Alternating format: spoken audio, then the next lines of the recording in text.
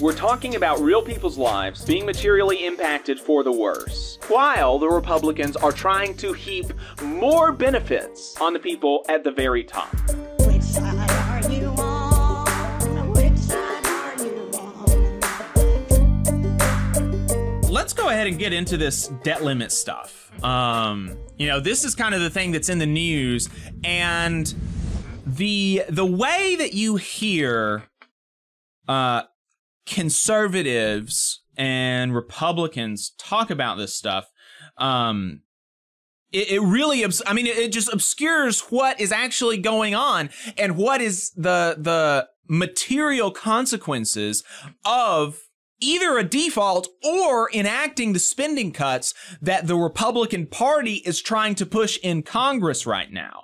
And it's never explicit, right? It's always cut the fluff, cut the fluff, cut the fluff. Government has so much waste. There's so much going on that we don't need to do. And so all we have to do is cut the fluff and we can save trillions of dollars. That's all it's going to take. Cut the fluff. It doesn't, you know, there's nothing material that's going to affect anybody. It's actually, in fact, going to make your life better somehow, cutting government spending. Of course, that does not apply to the military, because while they are proposing other cuts to basically every single government agency, they are proposing expansions on the budget for the military. But of course, there's no fluff in the military, right?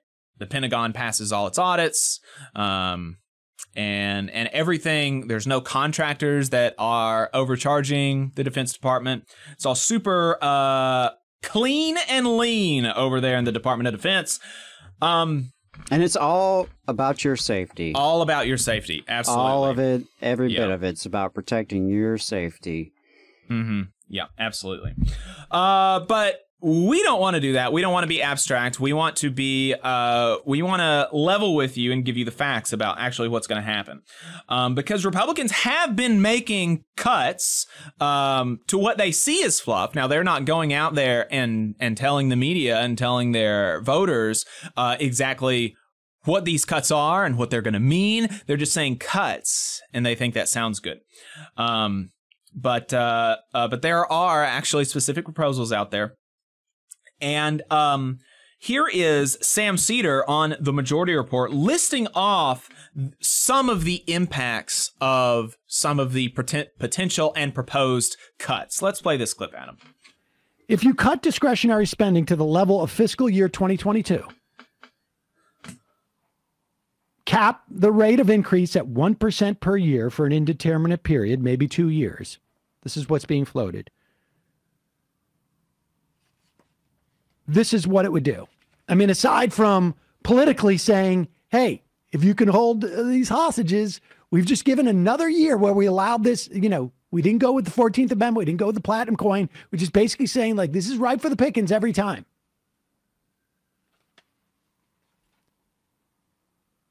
Again, we don't know all the details, but as Ryan Cooper writes, returning to fiscal year 2022 budget levels would mean an immediate cut of 13% to every government agency and program.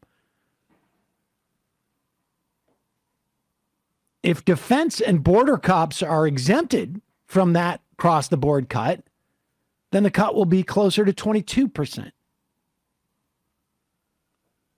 Representative Rosa DeLauro, Connecticut, on the House Appropriations Committee, solicited estimates from various government departments on what a 22% cut would mean. 60,000 people would not be able to attend college. 200,000 children would get kicked off Head Start. 100,000 families would lose childcare. 1.2 million would be removed from WIC nutrition assistance. 125 air traffic control towers would be shut down. Rail safety inspections would be cut back by 11,000 work days. 30,000 miles of track going uninspected. 640,000 families would lose rental assistance. 430,000 more would be evicted from Section 8 housing. That's just a sampling.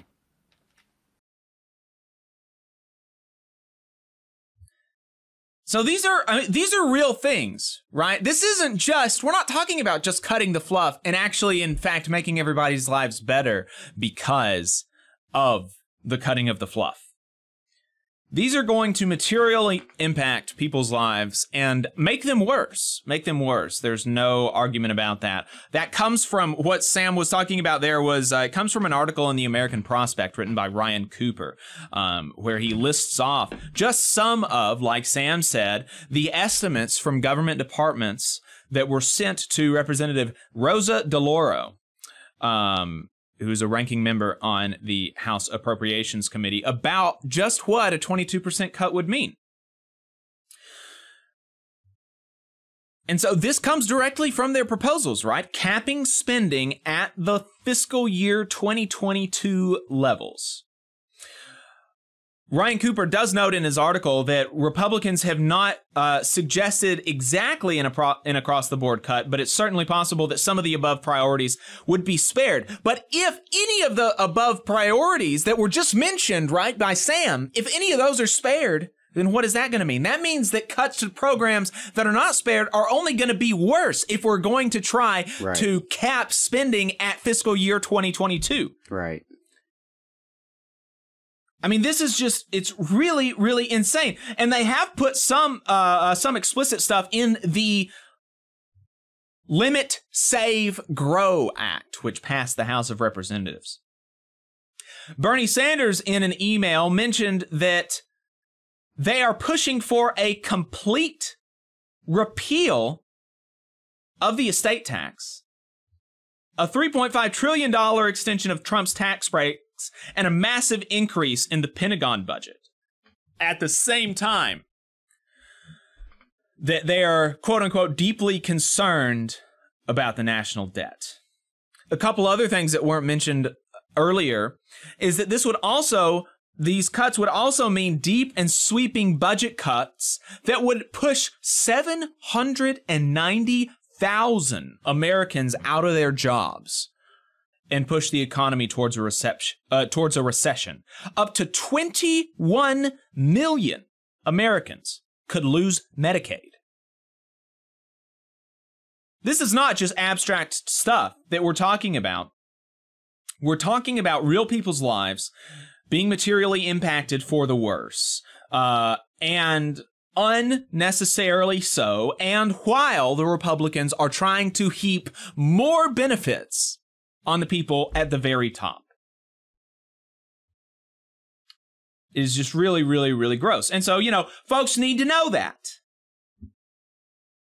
Folks need to know that. It's important that you actually understand what's going on in D.C. Because some people will try to obscure it for you, and they don't want you to know all this stuff. You just saw a clip from the Valley Labor Report. We are live every Saturday morning from 9:30 a.m. till 12:30 p.m.